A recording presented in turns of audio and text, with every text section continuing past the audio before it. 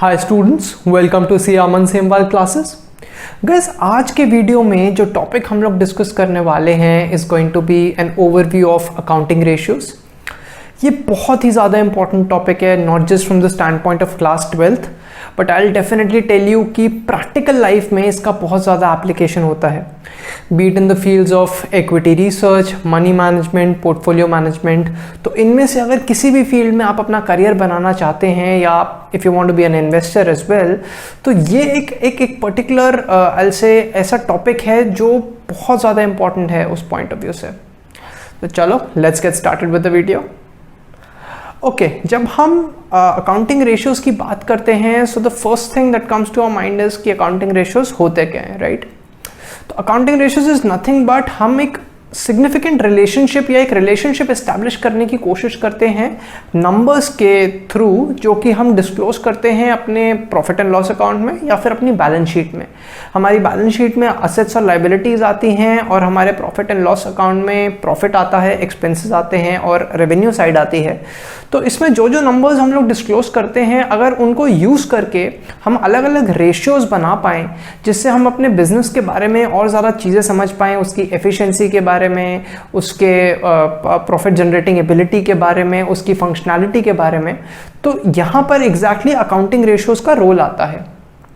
Now, if I have to understand about the various types of the categories of accounting ratios, so there are majorly 4 categories of accounting ratios that are there. पहली category होती है liquidity ratios की, दूसरी होती है solvency ratios की, the third one is going to be your turnover ratios and the fourth one is profitability ratio. तो एक एक को अब अच्छे से अंडरस्टैंड करने की कोशिश करते हैं। When I talk about liquidity ratios, तो ये रेशियोज क्या करते हैं, ये बस हमें बिजनेस के बारे में ये बताते हैं कि अगर हम एक शॉर्ट टर्म पर्सपेक्टिव से समझना चाहें तो क्या बिजनेस के पास सफिशिएंट कैश है, सफिशिएंट कैश या कैश इक्विवेलेंट्स है कि वो अपनी शॉर्ट टर्म ऑब्लिगेशंस या लाइबिलिटीज़ को मीट कर पाए। ऐसा तो नहीं होगा कि शॉर्ट टर्म में उसको किसी को पैसे पे ऑफ करने हैं या कोई लाइबिलिटी मीट करनी है और वो मीट ही नहीं कर पा रहा। तो अगर आपको बिजनेस को एवेल्युएट करना है, so these are the kind of ratios that you look at. इसमें फर्दर 2 कैटेगरी के रेशियोज आते हैं, 2 रेशियोज आते हैं। एक आपका करंट रेशियो हो जाता है and the other one is gonna be your quick ratio. इस कैटेगरी के अंडर करंट रेशियो और क्विक रेशियो में सिर्फ और सिर्फ ये फर्क होता है कि जो क्विक रेशियो है उसमें न्यूमरेटर में instead of taking current assets हम लोग क्विक एसेट्स ले लेते हैं और डिनोमिनेटर दोनों में करंट लाइबिलिटी ही रहता है। अब जो क्विक एसेट्स हैं दे आर नथिंग बट, आप करंट एसेट्स में से इन्वेंट्री मत कंसिडर कीजिए, एक्सक्लूड कर लीजिए, और प्रीपेड एक्सपेंसेस को एक्सक्लूड कर लीजिए। इससे क्या होता है, एक और स्ट्रिंजेंट या एक और ज़्यादा स्ट्रिक्ट मेजर दिख जाता है लिक्विडिटी के रिगार्डिंग। तो this is the only difference between the 2 ratios that is there. Now coming to our second category of ratios, that is our solvency ratio.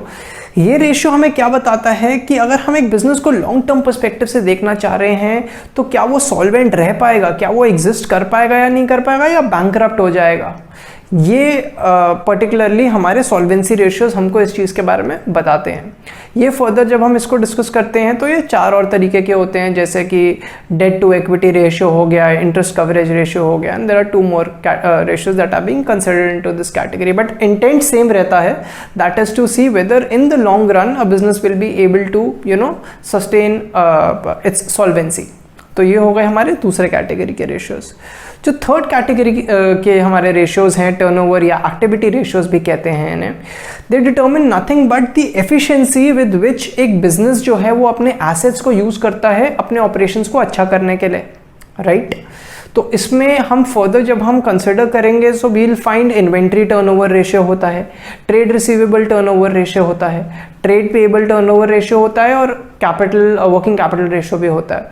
अब अगर जैसे मैं इन्वेंट्री टर्नओवर रेशियो की बात करूं तो ये अगर 2 कंपनीज हैं, कंपनी ए और कंपनी बी, कंपनी ए का इन्वेंट्री टर्नओवर रेशियो 3 टाइम्स है और कंपनी बी का इन्वेंट्री रेशियो 5 टाइम्स है, तो इस केस में कंपनी बी ज़्यादा एफिशिएंट है क्योंकि वो अपनी इन्वेंट्री को ज़्यादा फास्ट सेल कर पा रही है, और जितनी फास्ट आप सेल कर पाओगे उतनी जल्दी आप कैश जनरेट कर पाओगे, राइट?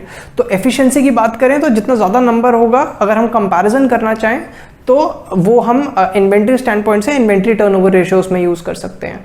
सिमिलरली अगर मैं ट्रेड रिसीवेबल टर्नओवर रेशियो की बात करूं तो अगेन अगर दोनों ही कंपनीज हैं, एक का 3 टाइम्स है, एक का 5 टाइम्स है, तो इसमें ये पता चलेगा कि जो 5 टाइम्स वाली है वो इसलिए बेटर है 3 टाइम्स से क्योंकि वो ज़्यादा जल्दी कलेक्ट कर पा रही है अपने डेटर्स से जो अमाउंट ड्यू है डेटर्स को, और अकॉर्डिंगली कैश जल्दी जनरेट कर पा रही है। So these ratios tell you nothing but the efficiency with which the assets are being used by a business. अब अगर हम अपने लास्ट कैटेगरी ऑफ रेशियोज की बात करें which is nothing but profitability ratios, one of the most important ratios guys, क्योंकि अगर आपने पढ़ा भी होगा अपने बिजनेस स्टडीज में कि the intent with which a business is being formed is to generate profit, right. तो जो एक मेन ऑब्जेक्टिव होता है एक बिजनेस का वो यही होता है कि वो अपने शेयर होल्डर्स के लिए वेल्थ क्रिएट करे, प्रॉफिट बनाए। एंड ये जो रेशियोज होते हैं, gross profit ratio, operating profit ratio, net profit ratio and even return on capital employed, ये एग्जैक्टली वही डिटरमिन करके देते हैं हमें।